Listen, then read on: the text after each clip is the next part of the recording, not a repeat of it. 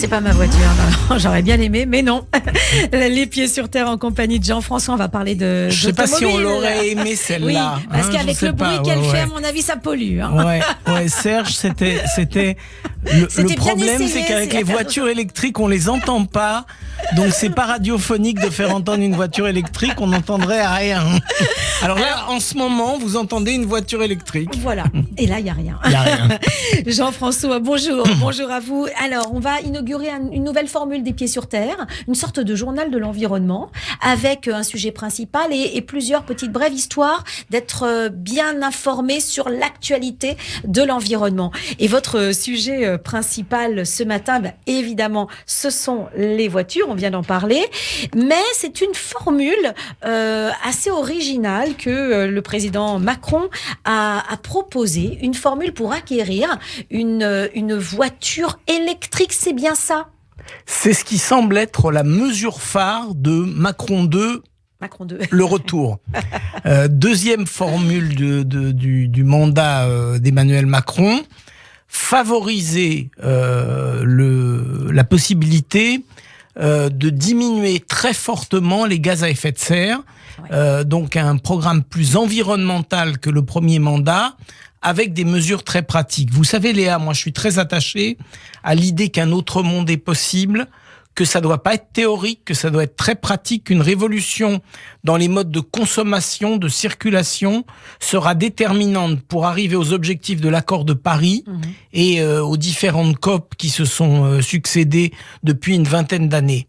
Alors, comment rester en deçà d'une augmentation des températures de 2 degrés qui deviendrait invivable ? Quelle est la situation aujourd'hui des familles les moins aisées au regard des véhicules électriques ? Ces familles, pour la plupart d'entre elles, ne sont pas du tout en mesure d'acquérir des véhicules électriques par un système normal. Ils n'ont pas les moyens. Oui. Et donc... Parce qu'elles sont très chères. Hein. Elles sont très chères, oui. C'est pas le double, mais il y a bien 50% de plus du prix de la voiture hybride, par exemple. Oui. Et la voiture hybride, elle n'est peut-être pas encore assez suffisante pour éviter cette pollution. Elle est déjà chère, la voiture hybride. Et elle est déjà chère. Ouais. Et pour aller à terme vers une baisse de cette augmentation des températures. Alors vous êtes, imaginez, vous êtes au SMIC. D'accord, vous êtes au SMIC, vous êtes une famille. Allez, les deux conjoints travaillent. Ils sont tous les deux SMIC plus, d'accord. Ils vont voir leur banque et ils disent « Tiens, on a besoin d'acheter une voiture à 40 000 €. D'accord. Ah bah, la banque dit « Mais on peut pas vous prêter. Vous n'avez pas des revenus suffisants. » Ça, c'est ce qui se passait avant 2022 et jusqu'en 2022. On n'a pas les moyens de se payer ça. Comment faire ? Donc on est otage d'un système qui va faire qu'en permanence, avec l'augmentation du prix du carburant, je vais avoir un budget très limité parce que le carburant me coûte très cher. Ouais. Les transports en commun sont pas répandus suffisamment pour que je puisse me déplacer de mon domicile à mon lieu de travail. Et donc je suis coincé de partout. Je peux pas évoluer. J'ai pas de solution. Donc il faut quelque chose qui soit un icebreaker, un briseur de glace, quelque chose qui change diamétralement l'actualité. Alors, en quoi consiste la mesure qui est proposée donc par Emmanuel Macron pour acquérir un véhicule électrique pour des ménages dont vous parlez qui ont un revenu très moyen finalement? Alors, il ne faut pas que les gens, les ménages les plus défavorisés, ou en tout cas les ménages qui travaillent, on ne parle pas de gens qui sont au chômage, les gens qui travaillent, même si leurs revenus sont insuffisants, doivent pouvoir trouver des fonds qui sont garantis par l'État, c'est-à-dire par la Caisse des dépôts et consignations. Alors, ils ne doivent pas être perdus face aux banques. L'État doit les aider à pouvoir emprunter. Dès lors qu'il s'agit d'une voiture qui est propre. Qui est propre. À partir du moment où on va et on cherche à acquérir une voiture propre, alors là, apparemment, cette mesure, alors vous allez nous dire comment elle fonctionne, cette mesure, elle nous permettra de l'acquérir. Comment ? Alors, on connaît les prémices de cette action. L'idée centrale, c'est que pour 80 ou 100 € par mois, c'est à peu près le montant de 2 pleins d'essence pour beaucoup de gens. Donc, on renonce aux 2 pleins d'essence, mais on peut commencer à disposer du véhicule électrique tout de suite. C'est-à-dire que dès le paiement d'une petite somme de départ, en payant 80 à 100 euros par mois, et c'est donc accessible, puisque ça se substitue à une dépense qui existe, qui est celle des achats de carburant. C'est ça. Donc c'est une sorte de leasing. C'est un leasing. C'est totalement un leasing. Vous avez dit le mot-clé. C'est totalement un leasing et ça doit permettre d'abord de favoriser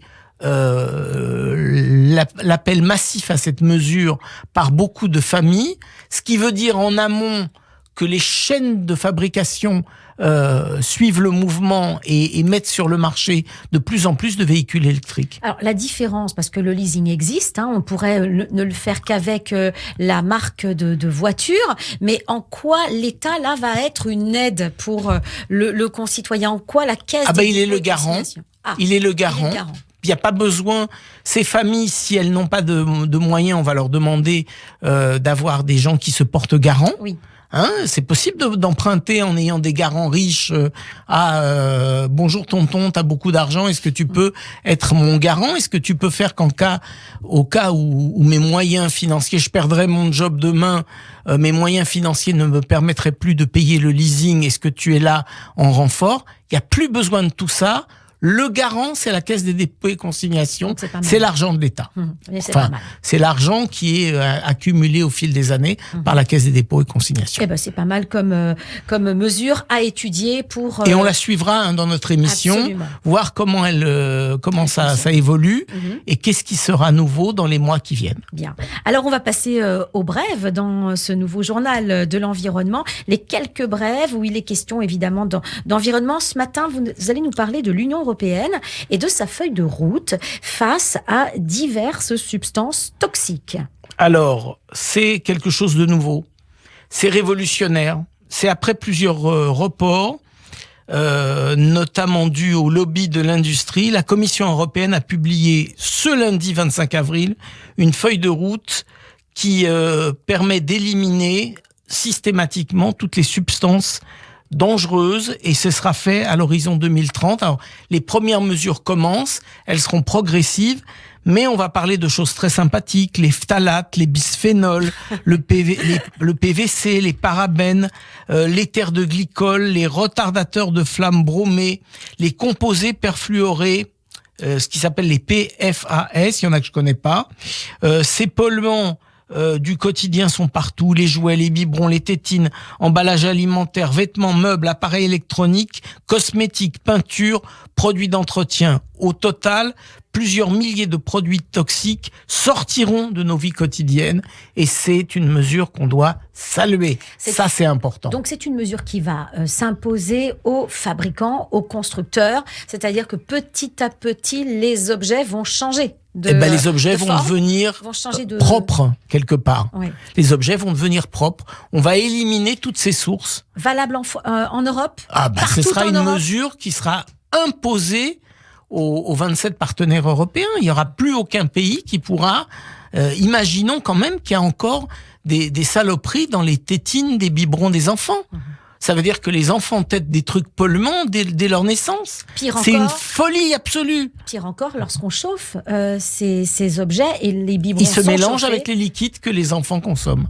Donc on imagine à quel point c'était une mesure qu'on attendait avec beaucoup d'urgence. Et je suppose que les mesures qui concernent les enfants seront vraisemblablement les premières qui seront imposées dans les mois à venir. Bien. On va suivre aussi cette affaire et bien sûr au fil des mois, voir quels seront les changements. Et on va terminer, Jean-François, avec, et là ça reste notre rubrique qui est hebdomadaire, la rubrique qui est destinée aux enfants. Parce que c'est destiné aux enfants et c'est destiné aux parents pour qu'ils soient à l'écoute de leurs enfants.